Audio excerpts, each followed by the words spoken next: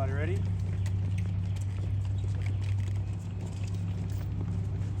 Well, good morning. My name is Ryan Quarles, Commissioner of Agriculture and candidate for Governor of Kentucky. I entered this race 10 months ago, and it's been an honor of a lifetime to travel our state, listen to the citizens of Kentucky, and come up with some pretty good ideas about how we can improve the Commonwealth. I'm so blessed over the past 10 months that we have gained the reputation of being the grassroots candidate in this race. And today we're going to start a conversation about being the ideas candidate in this race.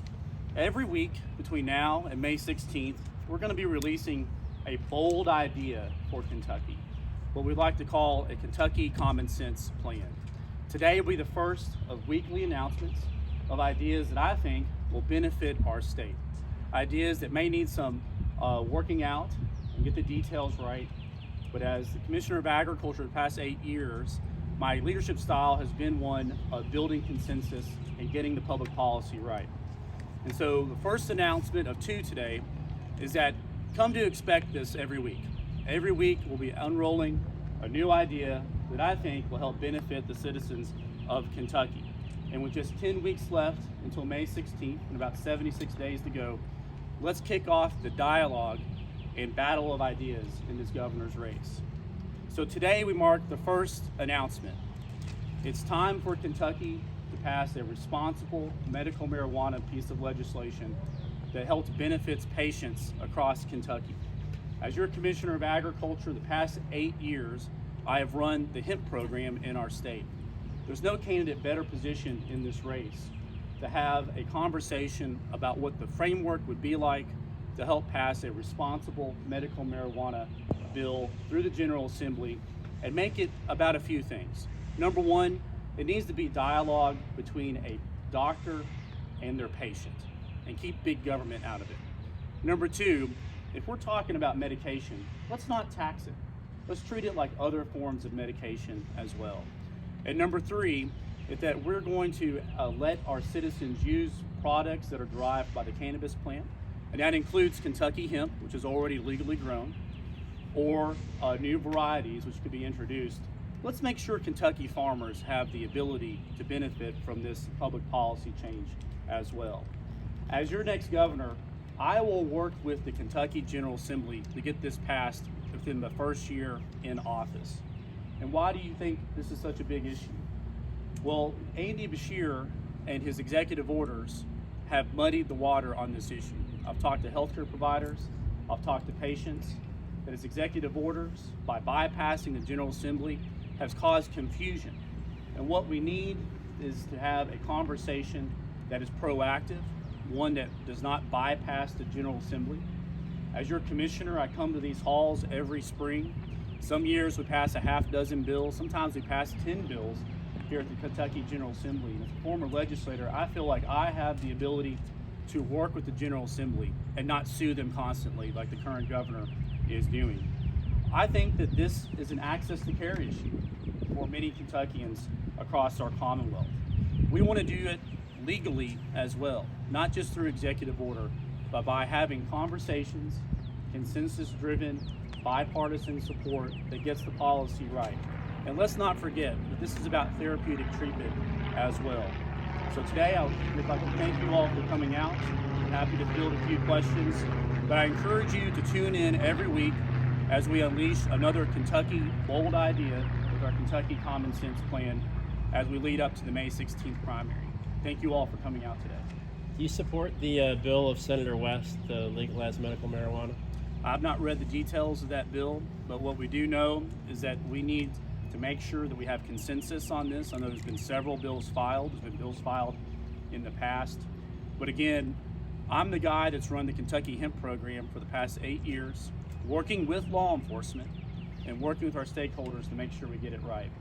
And that's another point that I failed to mention earlier, is that we want to make sure that we work with law enforcement, just like we did with the hemp program, to make sure we get this policy right. Just to be clear, you talked about hemp-derived products. Do you want the medical marijuana to come from hemp-derived products, or could it also come from marijuana plants with greater than 0.03% THC? Great question. And so we want to make sure that those in the hemp program can benefit from this as well. We know that there are folks currently in our hemp program that have interest in providing perhaps the therapeutic treatments that medical marijuana would provide. And we know that you can extract a lot of the compounds or cannabinoids from hemp just like you would with a higher THC plant. So let's not forget, the only difference between hemp and marijuana is the legal definition that Congress put in place in the 1970s, which put it at 0.3% on a dry weight basis, Delta-9 THC. We now know several years in this conversation that Delta-9 THC is just one of perhaps 100 different cannabinoids that we have found in the hemp plant or cannabis plant as well. Another one would be CBD. A lot of folks are familiar with CBD. And so I feel that after 8 years of running the program, with hearing from our producers, hearing from those that take these products, that we can take it to the next level and have a conversation about those who are entering end-of-life issues, chronic pain, those who are suffering from cancer. You know, my mom passed away 10 years ago next month from ovarian cancer. She fought courageously for 7 years. She never complained once. She never asked for a cannabis derivative.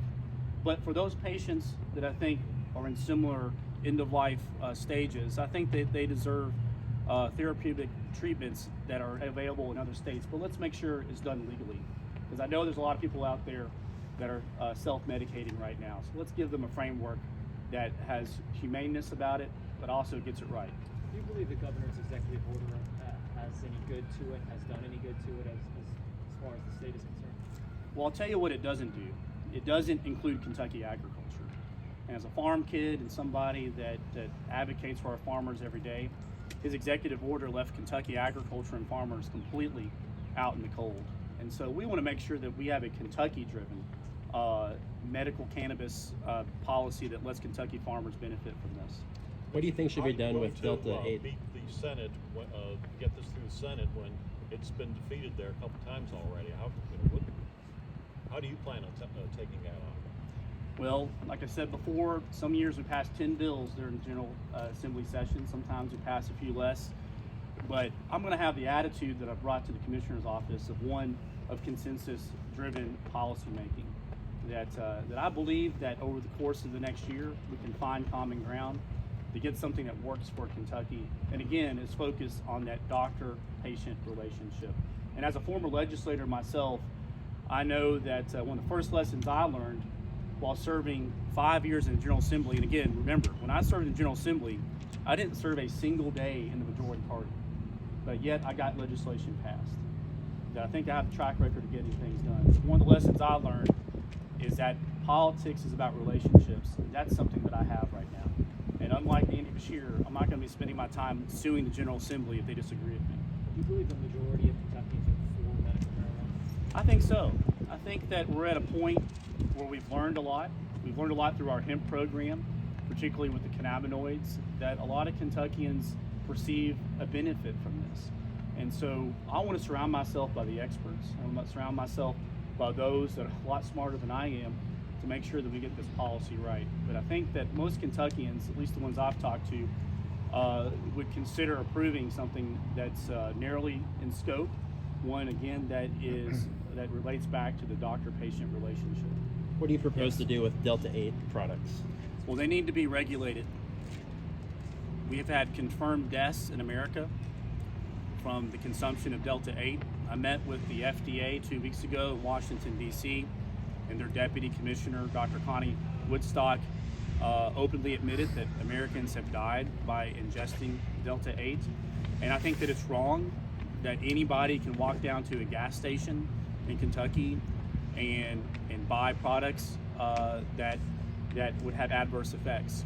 Casey County, Kentucky, when their school system went back into session, the first week of January, they had 2 middle schoolers OD because they bought Delta 8 products that morning and resold them in the classroom. That there at least needs to be some guardrails around this. So ban or regulate? So you would be for regulating? I think and not at banning? the very least it needs to be regulated. Why the change of heart on marijuana? Today's press conference is focused on the medical benefits of the cannabis plant. Dr. Quarles, why the change of heart on marijuana? Well, I don't think there's been a change of heart. I think that when I ran the Department of Agriculture, I made a commitment that we'd focus on hemp and give hemp a chance. And so I focused on nothing but the legally defined version of the cannabis plant known as hemp. So the past 8 years we've worked with our producers, and so for me, I think that if there's an opportunity for, again, patients to benefit from this in a responsible way, it's time for us to have that discussion. How do you think your position on this issue differentiates yourself from some of the other top GOP challengers? Yeah. I'm not focused on anybody's race but myself. Look, there's 12 of us in this crowded primary. All of them are my friends, and they're going to be my friends after May 16th, so I'm not focused on anybody's race but myself. How are you feeling as we're approaching election day? How are you feeling about your chances of winning? Well, first off, I feel blessed. That only in the United States of America can you grow up working in a tobacco patch at age 6, get the opportunity to earn your way, go to college, serve as a legislator, and serve in statewide office. That only in our country you get to do something like that, and perhaps one day serve as governor. So first off, I feel blessed by God to have this opportunity. Number two, I feel like we have a lot of momentum right now, that we are the grassroots candidate, that we have over 200 endorsements from fellow elected Republicans across our state. I feel that these rural counties are really getting behind me, that we are putting the effort in with knocking on doors. We have the fundamentals down. We're leading on cash on hand in this race as well. And with just 76 days to go, I know that there's gonna be a lot of discussions. I'm looking forward to the debates that are coming up as well. We're gonna be an active member of those debates. But I feel like we got a great shot at navigating this primary. Again, with 11 other friends in this, it can be a little unpredictable. Thank you, everyone. Thank you so much.